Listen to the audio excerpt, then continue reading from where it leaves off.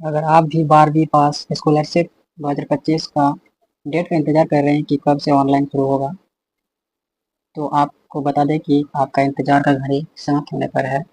आज हम आपको बताएंगे कि फॉर्म भरने से लेकर, यानी कि आप फॉर्म जिस दिन भरेंगे उस दिन से लेकर आपके बैंक में जो पैसा आएगा, वो प्रोसेस तक हम आपको बताएंगे कि आपको किस प्रकार से फॉर्म अप्लाई करना है और कौन कौन फॉर्म इसमें भर सकेंगे, यानी कि कौन कौन एलिजिबल है इसमें फॉर्म भरने के लिए, वो भी बताएंगे। और ज़रूरी दस्तावेज, यानी कि आपका अप्लाई करने में कौन कौन से डॉक्यूमेंट लगेगा, वो चीज़ आपको बताएंगे। उनके बाद पैसे कैसे मिलेंगे, यानी कितने मिलेंगे। उनके बाद जो है 2025 का क्या नियम होने वाला है, जिस नियम के अनुसार आप ऑनलाइन कर सकते हैं, और फाइनल सबमिट किस प्रकार से करेंगे ताकि आपका पैसा किसी भी प्रकार से ना रुके, आपके पैसा डायरेक्ट खाते में आ जाए। तो चलिए शुरू करते हैं। उससे पहले हम जान लेते हैं कि कितना पैसा मिलता है, यानी कि 12th पास करने के बाद कितना पैसा मिलता है, जो पास होते हैं उनको कितने पैसे मिलते हैं। तो चलिए इनके बारे में भी थोड़ा जान लेते हैं। तो फर्स्ट डिवीजन में जैसे लड़की सभी कैटेगरी, जैसे कि ST SC EBC, यानी कोई भी कैटेगरी की लड़की हो, उनको 25,000 मिलती है, चाहे वो 300 नंबर प्लस होना चाहिए। लेकिन उसका नंबर क्या होना चाहिए? 300 नंबर, यानी कि वो फर्स्ट डिवीजन होना चाहिए। तो जो फर्स्ट डिवीजन है, चाहे वो किसी भी कैटेगरी की लड़की हो, उनको 25,000 रुपये मिलेंगे। उनके बाद फर्स्ट डिवीजन की लड़की केवल ST और SC में, क्या है, केवल ST और SC में, जो भी ST SC में आते हैं उनको 25,000 तो मिलेगा ही। क्या मिलेगा?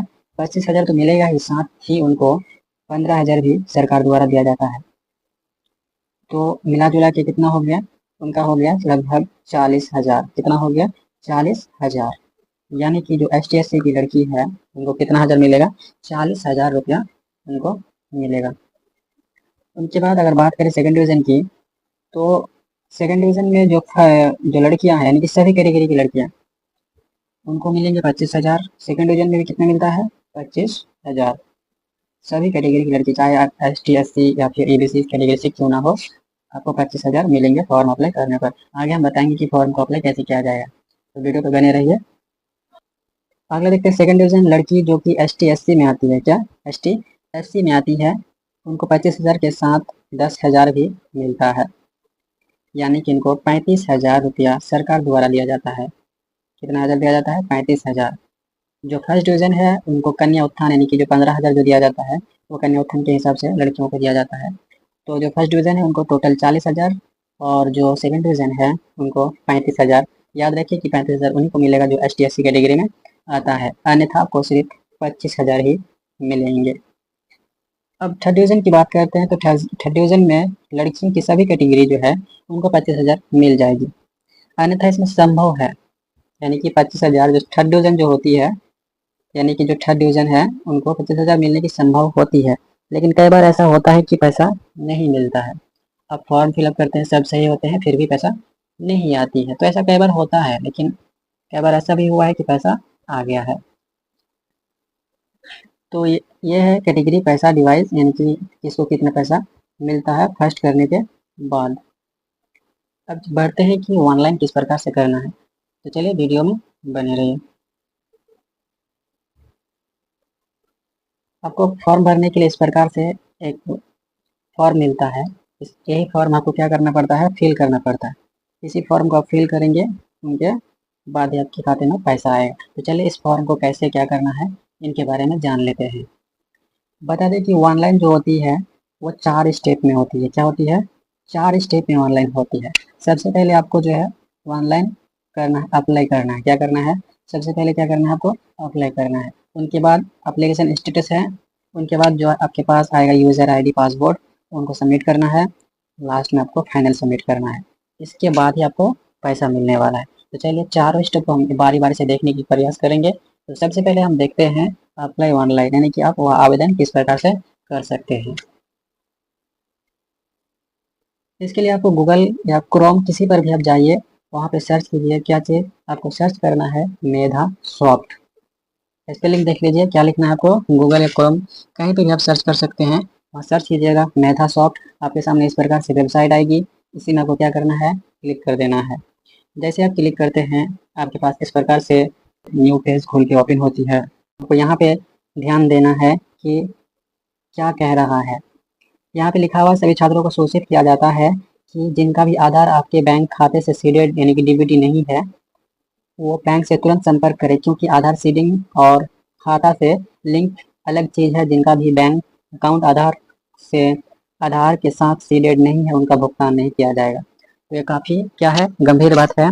अगर आपका आधार आपका बैंक से क्या है, जुड़ा हुआ नहीं है, सीडेड नहीं है। यहाँ पे एक स्पष्ट बात का है कि आधार लिंक अलग होता है और आधार सीडेड अलग होता है। तो आपको सीडिंग करने के लिए बैंक से संपर्क करना पड़ेगा, आपका चाहे कोई भी बैंक हो। आप बैंक से आधार को सीडिंग करा लीजिए, उनके बाद ही आपको पैसा आएगा आपके खाते में। अगर आपका बैंक से सीडिंग नहीं है, आपका बैंक अकाउंट, तो आप तुरंत बैंक से संपर्क कीजिए और अपना अकाउंट को सीडिंग कीजिए। दूसरा बात है कि बैंक खाता को आधार से सीडिंग करने के बाद न्यूनतम 15 दिन तक इंतजार करें, आपका अकाउंट स्टेटस जल्दी अपडेट कर दिया जाएगा। यानी कि अब जब तक अपना आधार को बैंक खाते से सीडेड नहीं करते हैं, तब तक आपका जो एप्लीकेशन आप फॉर्म अप्लाई करेंगे, तब तक आपका अप्लाई फॉर्म जो है वो वैसे के वैसे रहेंगे, आपका वो बेवजह ऐसे ही पड़ा रहेगा। तो आपको क्या करना है, बैंक से संपर्क करना है और आपके जो आधार है उसको क्या करना है, सीडिंग कर लेना है। ओके, चलिए अगले स्टेप पे बढ़ते हैं। जब आप अगले स्टेप पे बढ़ेंगे यानी कि स्क्रॉल करेंगे, तो आपके पास कुछ इस प्रकार से पेज खुल के आएंगे, जहाँ आपको दिखाई देंगे सबसे पहले 10 क्लास के। हालांकि ये 2024 का पेज है, क्योंकि अभी 2025 का जो है वो यहाँ पे क्लोज है।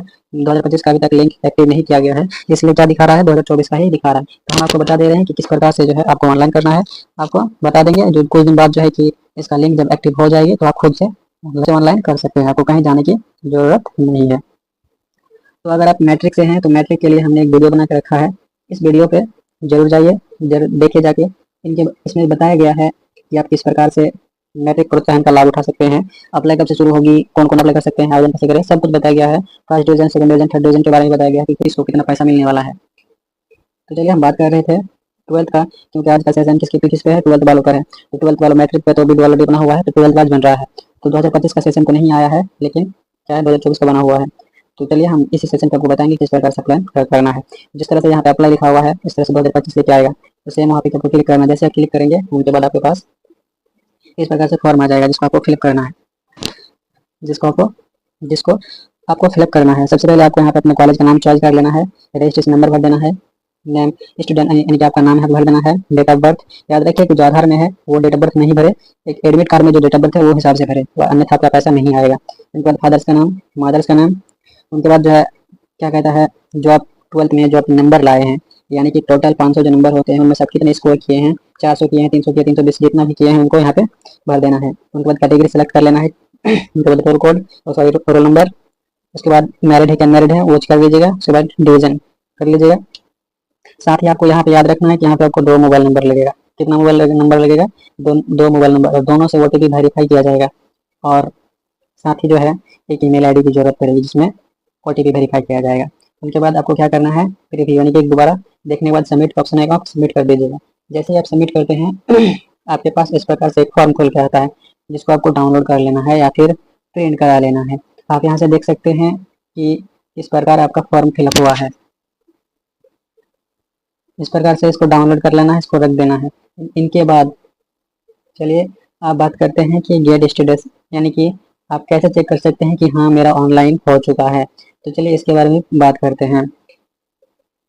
जब इसको चेक करना है तो आपके पास उसी में एक ऑप्शन मिलेगा, इस ऑप्शन में आना है और यहाँ पे आपको जो आपका रजिस्ट्रेशन नंबर है यहाँ पे दर्ज करना है, और उनके बाद आपका यहाँ पे नाम दर्ज करना है। सर्च में क्लिक करेंगे आपको स्टेटस दिखा देगा।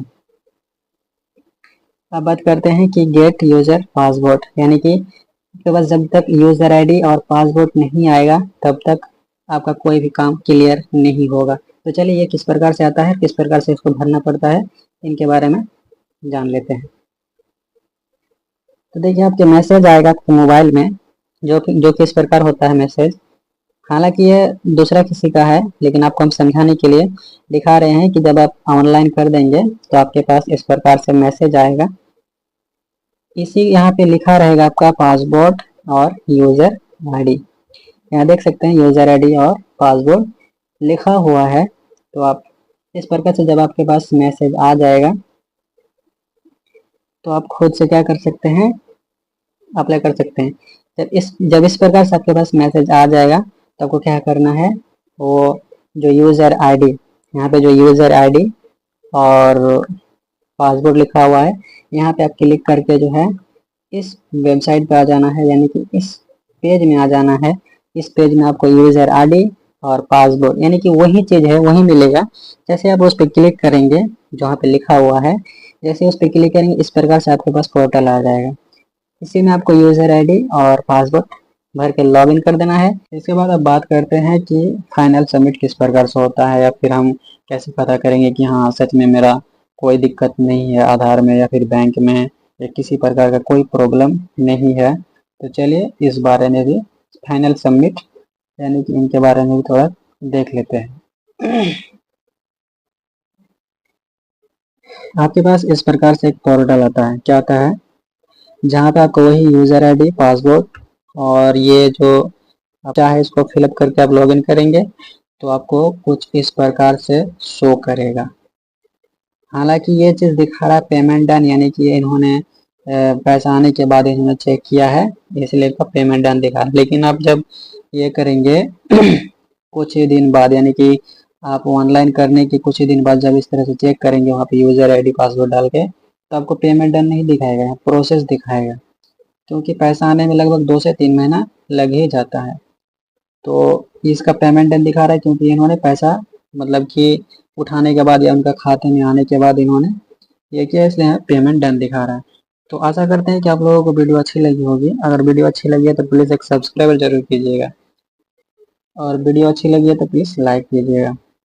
और एक क्वेश्चन होता है कि जैसे किसी का आधार में नाम या डेट ऑफ बर्थ और एडमिट कार्ड में जो है डेट ऑफ बर्थ क्या होता है, मिसमैच होता है, जिसके कारण पैसा नहीं आता है। तो इन चीज़ों पर ध्यान देना है, क्या करना है, इन चीज़ों पर ध्यान देना है। तो अगर आपके पास लगता है कि नहीं मेरा एडमिट कार्ड में नाम कुछ है, डेट ऑफ बर्थ कुछ है और आधार में कुछ है, तो चलिए जैसे मान लेते हैं आपका 2 तारीख 3वां महीना 2006 है आधार में, क्या है 2006 है आपका आधार में, लेकिन सिर्फ जो आपका एडमिट है वहाँ पे महीना जो है 2000 यानी कि 2वां महीना कर दिया गया। सब ठीक है, लेकिन क्या कर दिया गया, 2वां महीना कर दिया गया। तो इसी में आपको क्या कंफ्यूज हो गया, इसी चीज़ के चलते आपका पैसा नहीं आएगा। अगर आप आधार देख के फॉर्म अप्लाई कर देते हैं, क्या करते हैं, अगर आप देख लीजिए यहाँ पे इधर एक नज़र यहाँ डाल दीजिए कि अगर आप इस प्रकार से अगर आप आधार देख के डेट ऑफ बर्थ को फिल कर देते हैं तो आपका पैसा नहीं आएगा, ये 100% है। क्योंकि आपका एडमिट कार्ड के हिसाब से पैसा आएगा। क्योंकि आप खुद देखते हैं कि यहाँ पे कितना स्टेप दिया गया है, आप खुद देख लीजिए कितना स्टेप से आपको ये किया गया है। जब तक इतना स्टेप को पूरा नहीं करेंगे तब तक आपका पैसा नहीं आएगा। तो इतना स्टेप पूरा करने के लिए आपको 1 से 1.5 महीना लगता है। तो अगर आपका किसी चीज़ में भी गलती है तो हम ज़रूर कहेंगे कि आप सुधार कर लीजिए, नहीं तो आपका पैसा आने में दिक्कत हो सकता है। तो चलिए आज का वीडियो यहीं तक, फिर मिलते हैं